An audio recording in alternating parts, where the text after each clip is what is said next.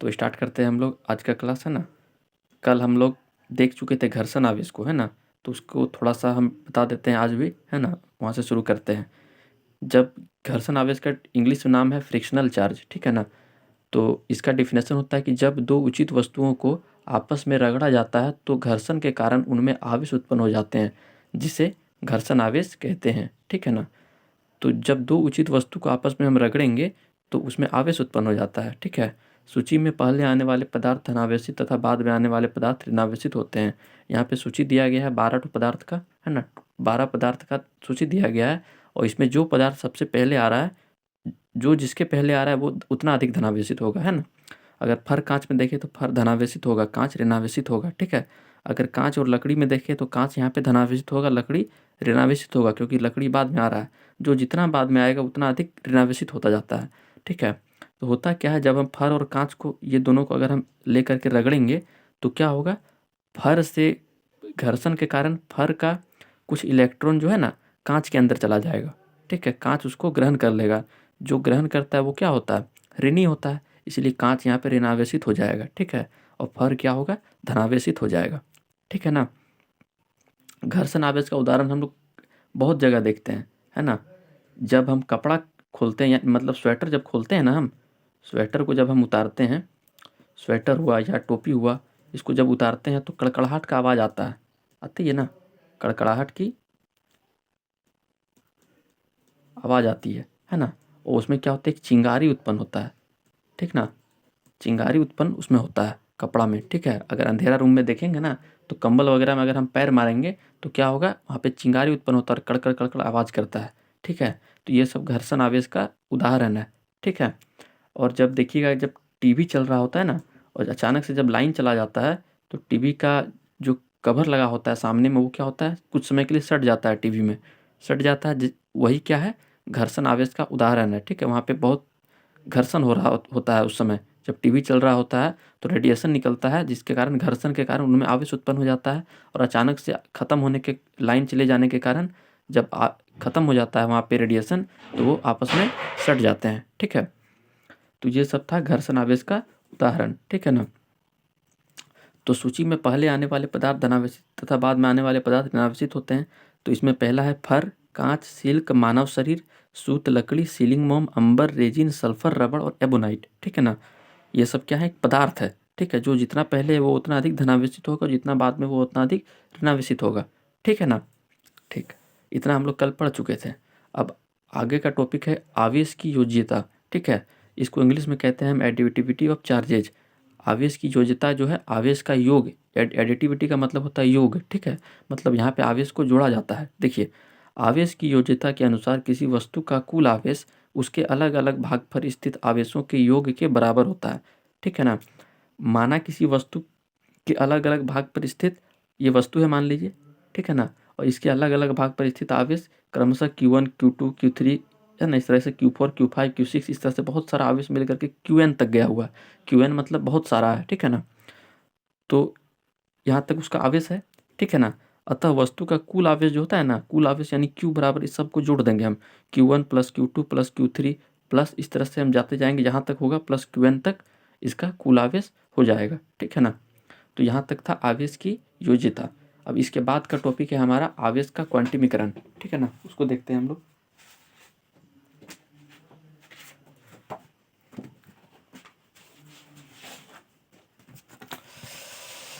देखिए, इसके बाद का टॉपिक है हमारा आवेशों का क्वांटिमीकरण, ठीक है। आवेश का क्वांटिमीकरण क्या होता है देखते हैं।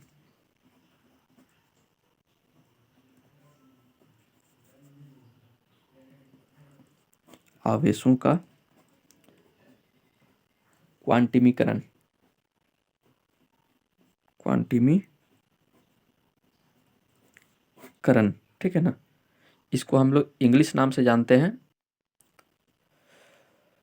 तो ये है आवेशों का क्वांटिमीकरण, ठीक है ना। इसको इंग्लिश में कहते हैं हम क्वांटाइजेशन ऑफ चार्जेज, ठीक है। आवेशों का क्वांटिमीकरण क्या कहता है हमको, सीधा सा भाषा में हम समझेंगे कि आवेश को हम भिन्न के रूप में नहीं लिख सकते हैं। भिन्न मतलब क्या होता है, 2/3, 4/5, 8/6, इस तरह से होता है। तो उस तरह से हम आवेश को नहीं लिख सकते हैं। आवेश जो होता है हमेशा गोटा होता है, गोटा रहेगा, मतलब एक रहेगा, है ना। जैसे एक रहे, दो रहे, 3, 4, 5, इस तरह से रहेगा, ठीक है।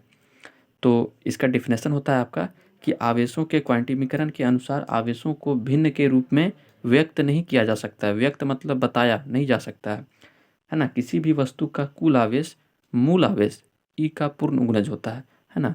यानी कि Q बराबर होता है प्लस माइनस एन ई, और Q जो है यहाँ पर क्या है, Q जो है कुल आवेश है। क्या है?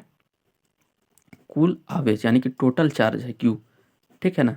और N जो है यहाँ पे क्या है, नंबर है ना। 1 2 3 इस तरह से ये नंबर है, यानी संख्या है, ठीक है ना। और ई जो होता है ना, ये 1.6 इंटू 10⁻⁻19 कूलम्ब इसका वैल्यू होता है इलेक्ट्रॉन पर चार्ज, है ना। यानी इसका मतलब क्या हुआ, इलेक्ट्रॉन पर आवेश, है ना। इलेक्ट्रॉन पर आवेश होता है ये 1.6 इंटू 10⁻⁻19 कूलम्ब। ओके। और Q बराबर प्लस प्लस माइनस के देने का मतलब है कि आवेश धनावेशित भी हो सकता है या ऋणावेशित भी हो सकता है, ठीक है। तो इससे हम क्या सीखे कि आवेश को हम भिन्न के रूप में नहीं लिख सकते हैं, है ना। यहाँ हम लिख सकते हैं अर्थात आवेशों को भिन्नों, जैसे भिन्न मतलब क्या, जैसे प्लस माइनस 2/3, है ना, या प्लस माइनस 3/5, है ना। इस तरह के रूप में नहीं लिखा जा सकता है, ठीक है। समझ में आ रहा है कि नहीं आ रहा है? अगर नहीं समझ में आएगा तो कमेंट कीजिएगा, है ना, हमको बताइएगा ये चीज़ समझ में नहीं आ रहा, उसके बाद आपको हम उसके बारे में भी बताएंगे, ठीक है ना। पहले यहाँ तक आपको समझ में आया अच्छे से, कोई दिक्कत नहीं ना है? ठीक है, अब आगे बढ़ते हैं, ठीक है। इसके बाद का टॉपिक है आपका आवेश संरक्षण का सिद्धांत। क्या है? आवेश संरक्षण का सिद्धांत, इसको इंग्लिश में कहते हैं हम कंजर्वेशन ऑफ चार्जेज। ओके। आवेश संरक्षण का सिद्धांत, ठीक है, इसको इंग्लिश में कहा जाता है कंजर्वेशन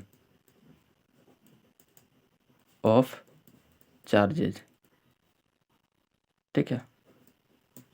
आवेश संरक्षण का सिद्धांत यानी कंजर्वेशन ऑफ चार्ज। ओके। आवेश है इसलिए चार्ज लिखें, आवेशों रहता है इसलिए यहाँ पे चार्जेज करना पड़ता है, ठीक है। आवेश संरक्षण का सिद्धांत यानी संरक्षण का मतलब होता है बचाव, सुरक्षा, ठीक है। तो कंजर्वेशन का मतलब भी होता है सुरक्षा, बचाव।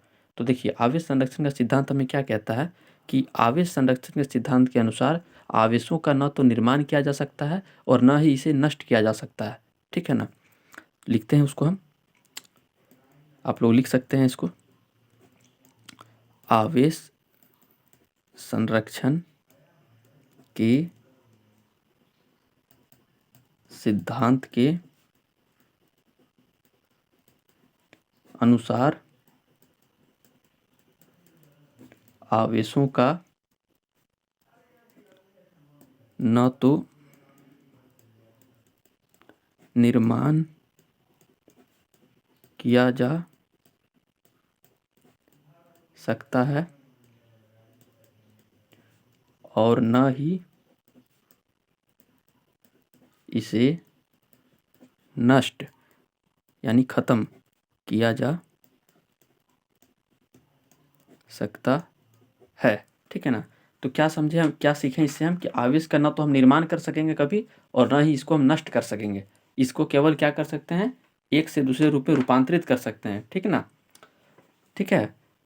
और एक लाइन इसका लिखना होगा कि किसी भी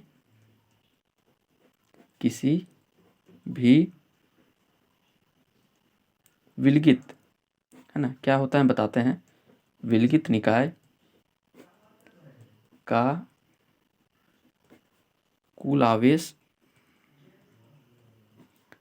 सदैव, है ना, यानी हमेशा संरक्षित रहता है, ठीक ना, संरक्षित रहता है, ठीक है। विलगित निकाय का मतलब क्या होता है, विलगित निकाय वैसा वस्तु होता है जो आवेश उत्पन्न करने के लिए जरूरी होता है, ठीक है, उसी को हम विलगित निकाय कहते हैं।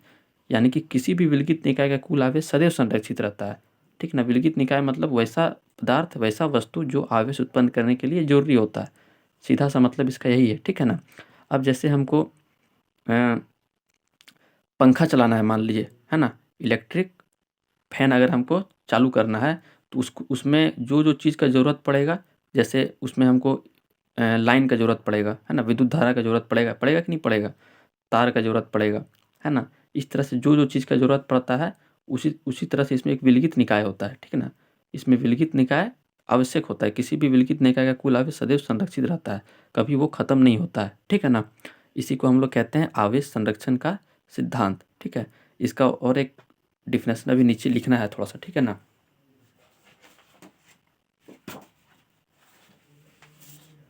देखिए, इसके बाद है आपका, जैसे हम लोग इस तरह से समझेंगे, जैसे यूरेनियम है। यूरेनियम क्या होता है? यूरेनियम एक पदार्थ होता है, ठीक है ना।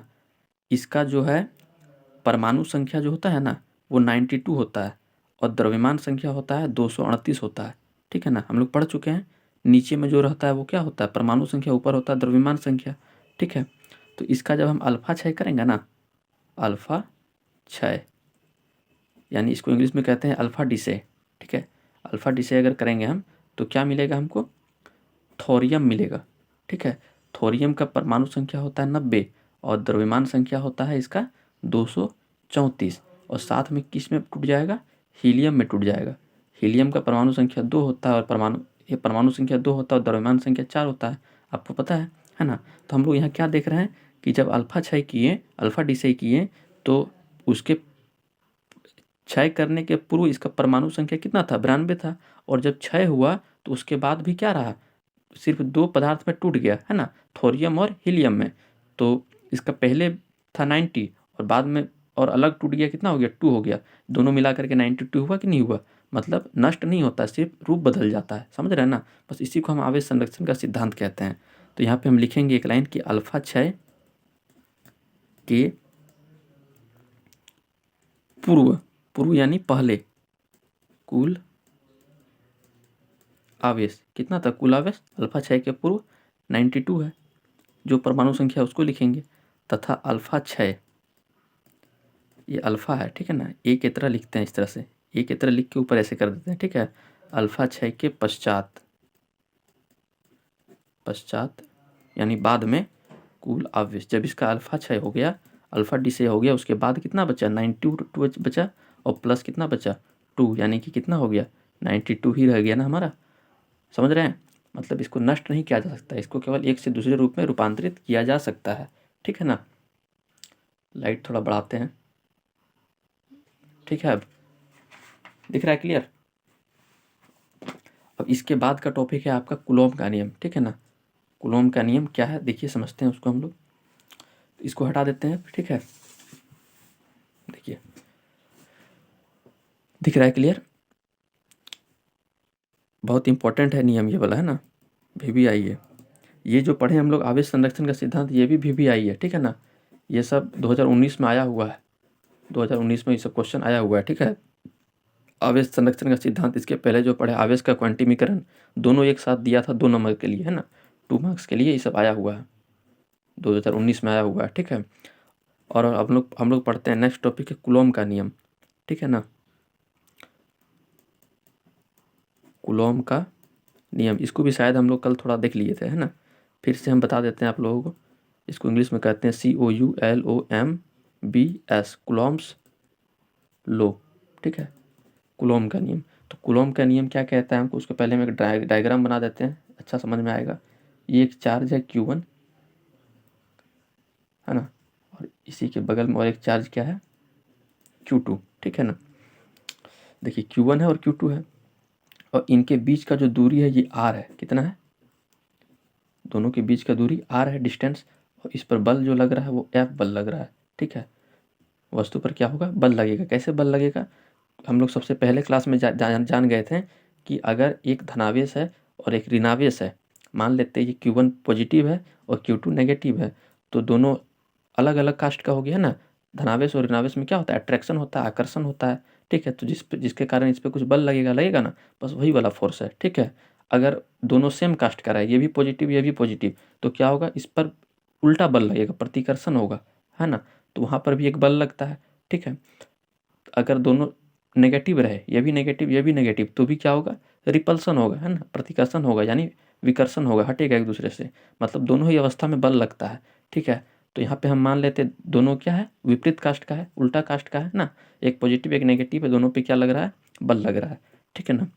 तो कूलॉम का नियम हमें ये कहता है कि कूलॉम के नियम के अनुसार किन्हीं दो स्थिर बिंदु आवेशों के मध्य लगने वाला आकर्षण तथा प्रतिकर्षण बल, ये वाला जो बल है ये क्या होता है, आवेशों के परिमाण के गुणनफल का समानुपाती।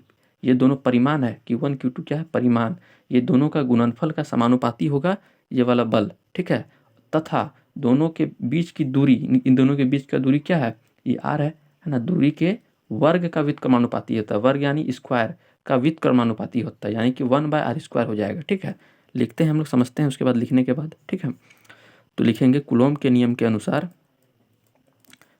कूलॉम के नियम के अनुसार किन्हीं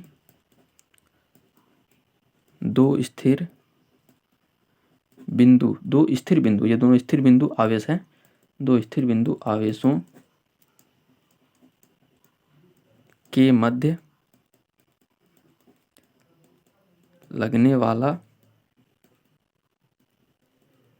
आकर्षण या प्रतिकर्षण, आकर्षण बल लगेगा या प्रतिकर्षण बल लगेगा, दोनों में, है ना, आकर्षण या प्रतिकर्षण, लाइट आ गया है ना, तो इसको ऑफ कर देते हैं हम। आकर्षण या प्रतिकर्षण इस तरह से अच्छा दिख रहा है कि इसके पहले अच्छा दिख रहा था, बताइएगा। हाँ, आकर्षण या प्रतिकर्षण बल जो होता है क्या होता है,